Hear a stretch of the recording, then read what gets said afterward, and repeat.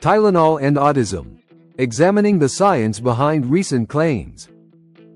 The relationship between acetaminophen use during pregnancy and neurodevelopmental outcomes in children has become a subject of intense scientific scrutiny and public debate.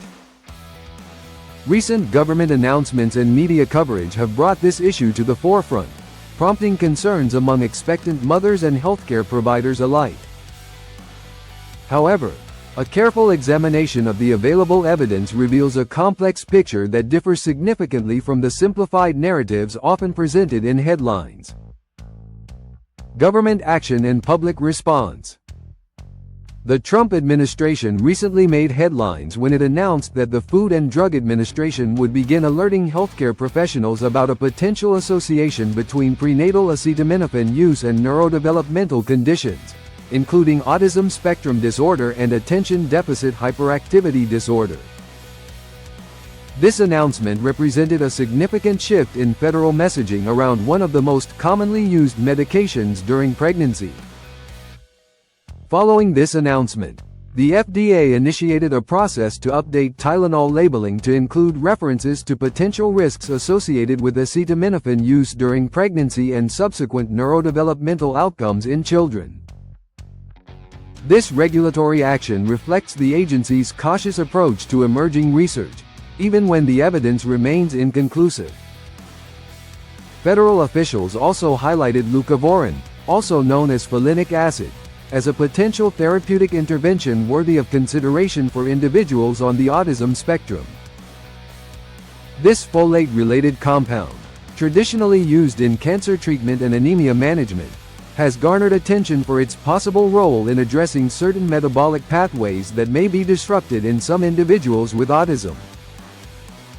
During a memorial event in Glendale, Arizona, President Trump characterized Tylenol as a very big factor in autism trends, though he stopped short of declaring it a definitive cause. This public statement was part of a broader administrative initiative to address rising autism diagnoses across the United States. Health and Human Services Secretary Robert F. Kennedy Jr. pledged to identify what he termed a cause of autism by September, reflecting the administration's commitment to investigating this complex condition. The announcement had immediate market implications, with shares of Kenvue, the company that manufactures Tylenol, falling more than 9% following a Wall Street Journal report suggesting that HHS planned to release a report naming Tylenol as a cause of autism.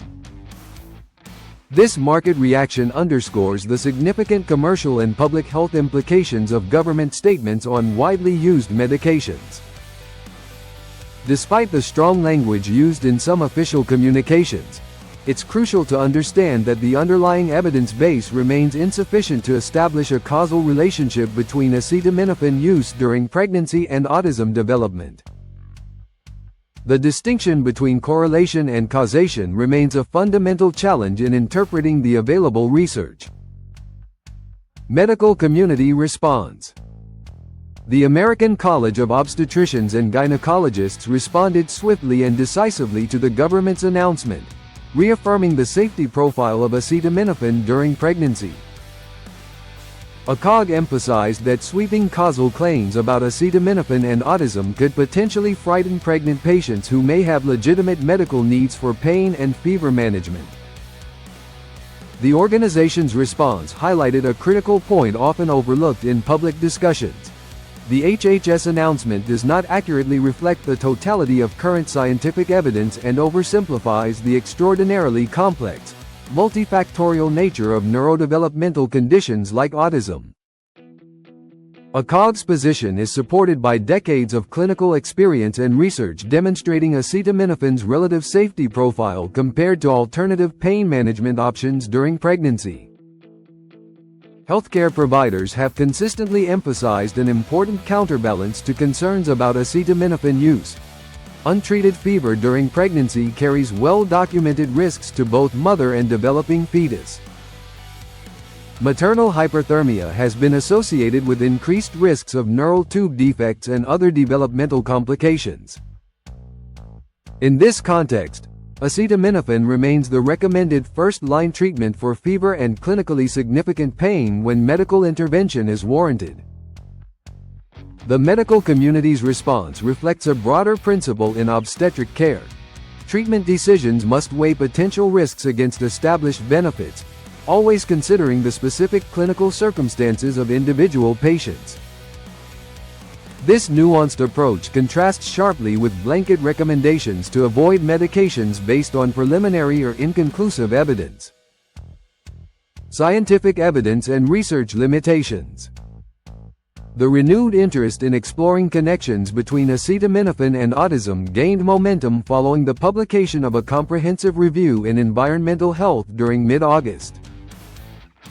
This meta-analysis examined data from 46 separate studies, representing one of the most extensive examinations of this potential relationship to date. The review's authors reported finding a small statistical association between prenatal acetaminophen exposure and subsequent diagnoses of autism or ADHD in children. However, they were careful to emphasize that association does not equal causation, and they explicitly called for additional research to clarify these relationships. This cautious interpretation reflects the scientific community's understanding of the limitations inherent in observational research. Among the studies included in the review, a large Swedish cohort study published in JAMA in 2024 provides particularly valuable insights. This research tracked approximately 2.5 million children overall and specifically analyzed outcomes in 185,909 children who had in utero acetaminophen exposure. The study's scope and methodology make it one of the most robust investigations of this question to date. The Swedish study's findings are particularly illuminating when examined closely. While modest associations between acetaminophen exposure and neurodevelopmental outcomes were initially observed in the full cohort, these associations disappeared when researchers employed sibling comparison methods. This analytical approach is significant because it provides better control for shared genetic factors and environmental influences that might confound results. Furthermore, the study found that higher doses of acetaminophen did not demonstrate increased neurodevelopmental harm when dosing was properly controlled for in the analysis. This dose-response relationship, or lack thereof, is an important consideration in evaluating potential causal relationships between medications and health outcomes. Perhaps most importantly, the Swedish researchers identified a crucial confounding factor. Mothers who used acetaminophen during pregnancy were significantly more likely to have underlying conditions such as infections, chronic pain conditions, psychiatric diagnoses, or pre-existing ADHD or autism spectrum disorders. Each of these conditions can independently influence neurodevelopmental outcomes in children, making it extremely difficult to isolate the potential effects of acetaminophen itself. This pattern of confounding highlights one of the fundamental challenges in prenatal exposure research. Pregnant women who use medications typically do so for valid medical reasons, and these underlying conditions may themselves be risk factors for the outcomes being studied. Separating the effects of the medication from the effects of the condition being treated requires sophisticated statistical methods and large, well-designed studies. Experts in the field have also raised concerns about potential conflicts of interest among some researchers studying this topic. Some review authors have provided expert testimony in litigation related to acetaminophen and neurodevelopmental outcomes, which could potentially influence their interpretation of the evidence. While this doesn't invalidate their research, it underscores the importance of considering the entire body of literature rather than relying on single studies or reviews. The methodological limitations of observational studies in this area cannot be overstated. Unlike randomized controlled trials, which can provide strong evidence of causation, observational studies of prenatal exposures are inherently limited in their ability to establish causal relationships. Pregnant women cannot ethically be randomly assigned to use or avoid medications, so researchers must rely on observational data with all its inherent limitations. Understanding autism spectrum disorder. Autism spectrum disorder represents a complex neurodevelopmental condition characterized by challenges in social communication and interaction, along with restricted and repetitive patterns of behavior, interests, or activities. The condition is diagnosed more frequently today than in previous decades, but this increase appears to be largely attributable to broadened diagnostic criteria, improved screening methods, and increased awareness among healthcare providers and families.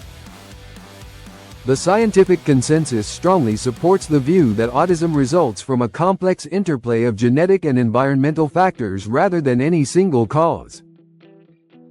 Twin studies have consistently demonstrated high heritability rates for autism, suggesting that genetic factors play a predominant role in its development. However, environmental factors during critical developmental periods may also contribute to autism risk in genetically susceptible individuals. This multifactorial understanding of autism causation is crucial for evaluating claims about specific environmental exposures like acetaminophen. While it's theoretically possible that certain prenatal exposures could influence autism risk, any such effects would likely be modest and dependent on complex interactions with genetic susceptibility factors. The search for environmental causes of autism has been ongoing for decades, with researchers investigating everything from viral infections to air pollution to maternal nutrition.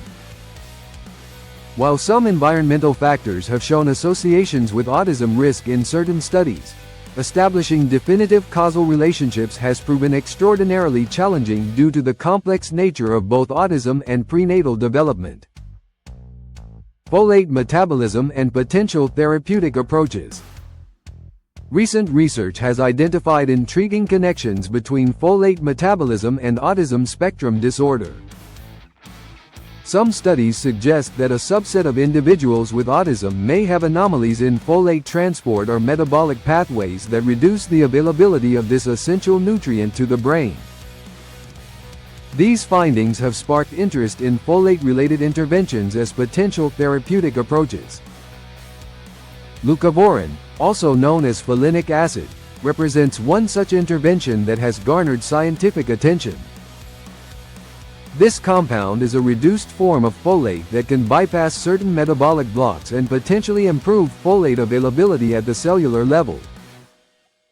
Unlike standard folic acid supplements, leucovorin can cross the blood-brain barrier more readily and may be more effective in addressing certain types of folate metabolism dysfunction.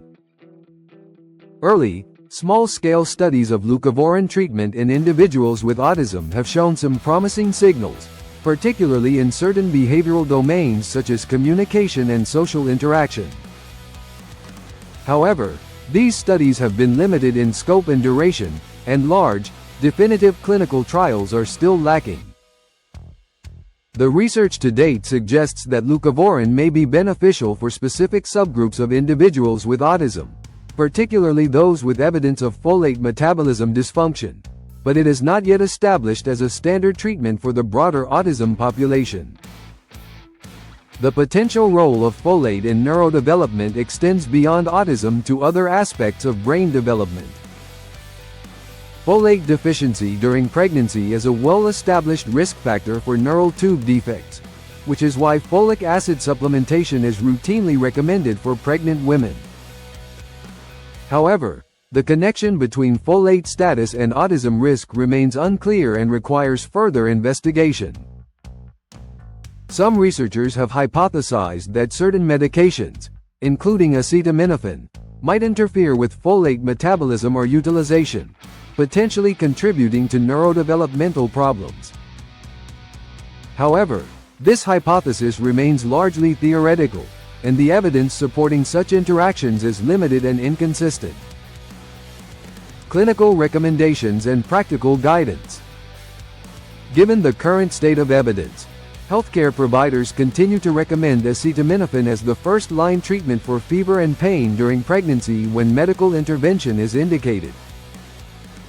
This recommendation is based on decades of clinical experience and research demonstrating acetaminophen's relative safety profile compared to alternative medications. The principle of treating fever during pregnancy remains particularly important. Maternal hyperthermia, especially during critical periods of fetal development, has been associated with increased risks of birth defects and other complications. In this context, the known risks of untreated fever must be weighed against the theoretical and unproven risks of acetaminophen use. Healthcare providers emphasize the importance of using medications judiciously during pregnancy, following the general principle of using the lowest effective dose for the shortest duration necessary to achieve therapeutic goals. This approach minimizes potential exposure while ensuring that legitimate medical needs are addressed appropriately. For pregnant women who require frequent or prolonged use of acetaminophen, healthcare providers recommend regular consultation with prenatal care specialists to review the ongoing need for medication and to monitor for any potential concerns. This individualized approach allows for careful risk-benefit assessment based on each patient's specific circumstances. The decision to use any medication during pregnancy should always be made in consultation with qualified healthcare providers who can assess the specific clinical situation and provide guidance based on the most current evidence. This collaborative approach ensures that treatment decisions are based on sound medical principles rather than fear or misinformation. Conclusion and future directions. The relationship between prenatal acetaminophen use and neurodevelopmental outcomes remains an active area of scientific investigation, but current evidence does not support claims that Tylenol causes autism. The strongest studies, particularly those that employ sophisticated methods to control for confounding factors, do not demonstrate a causal link between acetaminophen use during pregnancy and autism spectrum disorder. The scientific community continues to study this question using increasingly sophisticated methodologies and larger datasets. Future research may provide additional insights into potential relationships between prenatal exposures and neurodevelopmental outcomes, but such research must be interpreted carefully and within the broader context of autism's complex, multifactorial causation.